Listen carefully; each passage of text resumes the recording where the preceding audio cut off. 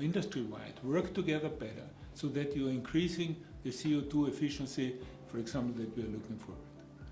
And I'm still a little bit stunned that when I see the success of Uber, which is not so much the lower price for me, it's a better utilization of existing capacity.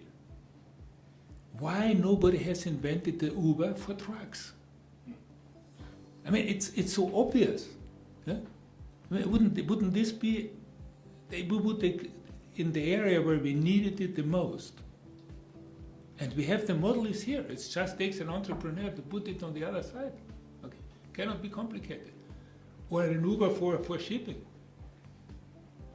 So I think if we start to think about those solutions, which are really collective solutions, we will have a multiplier effect of what we are looking forward, which I think is much stronger.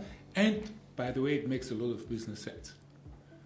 And it's not becoming like we have to do it in order to have a good consciousness. We are doing it because it makes a hell of a business sense.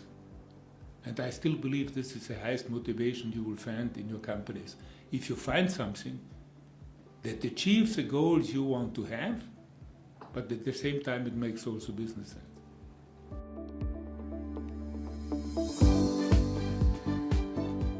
The best way to get to solutions at scale is for it to be a business opportunity for someone, right? Because then it just happens, right? The question is, how does it become a business opportunity? It seems to me that maybe there's a qualitative difference between the example you described, Peter, of empty trucks, which is obviously waste in the system, therefore obviously a business opportunity for somebody to convert the waste into value, which needs business model innovation, but probably nothing else. Whereas what we're talking about here is more of the challenge where we have an externality. And turning an externality into a business opportunity is different. It requires either a standard, so it could be the IMO creates the standard. It could be a voluntary standard. I think if you think of palm oil, right? The palm oil industry has been transformed because of the power of procurement, but the externality there has been driven by civil society partly. You know, like Greenpeace hanging banners on Procter & Gamble's headquarters in Cincinnati because they were slow to commit to sustainably sourced palm oil. I think your example of plastics is also interesting where it's an externality. To get it to be a business opportunity, it may need a standard, it may need a voluntary standard, or it may need significant kind of R&D investment, which I think is maybe to get to the point where the technology is mature enough for then the market to take off. So some of the kind of mission innovation stuff that countries are talking about and some of the philanthropic investment in clean tech is to get through the valley of death, right? So it does seem to me that it's important to understand what's the nature of the problem and how then to get it to the point where the business brain is motivated just to take off as a business opportunity. And I'm not sure that this is as simple as the empty trucks. I think this is more in the nature of the kind of externalities that somehow need to be internalised.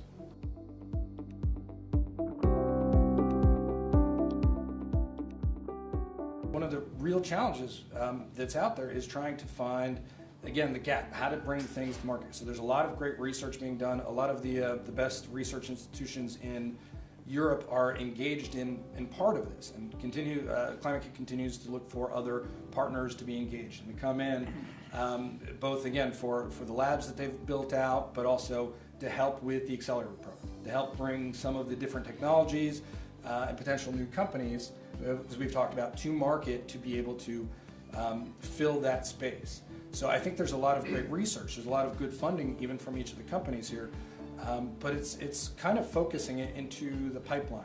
And it even goes back to what Rob said at the beginning, I think, which is being able to take giant amounts of data, process it, look at it, see what the best outcomes are in the pipeline, and really being able to say, okay, we're going to focus on these specific areas. We think this will show us an improvement in 5 years, 10 years, 20 years, and being able to appropriately fund those different spaces. So really the question was back, and it's open, is is how you bridge that gap between the ideas, the technologies, and implementation and marketability to some of these pieces.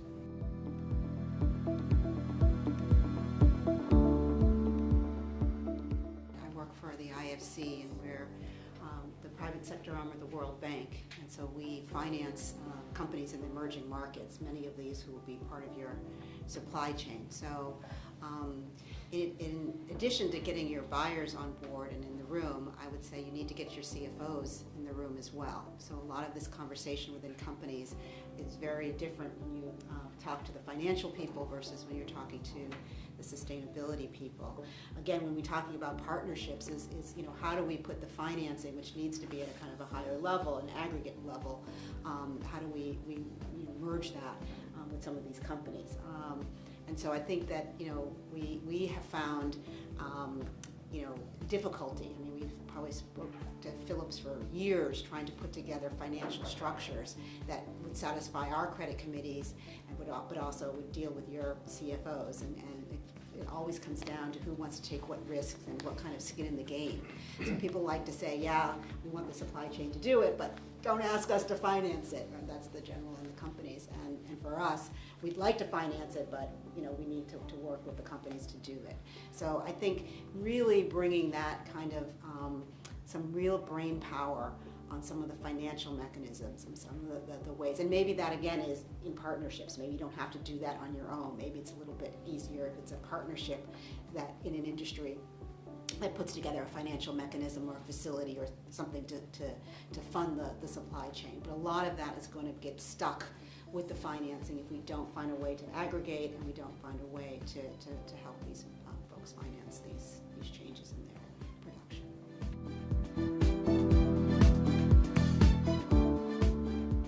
I think what makes Maersk different, and what could make them even more different, is to be that loud voice, to stand up and to say, to move things, we need to change the system, we need to look on a systems basis. So who are the leaders who are standing up? Who are the leaders that are joining together and really calling for things to change? And I think that's where Maersk and Phillips and others can really make a change and differentiate beyond the good figures in the report.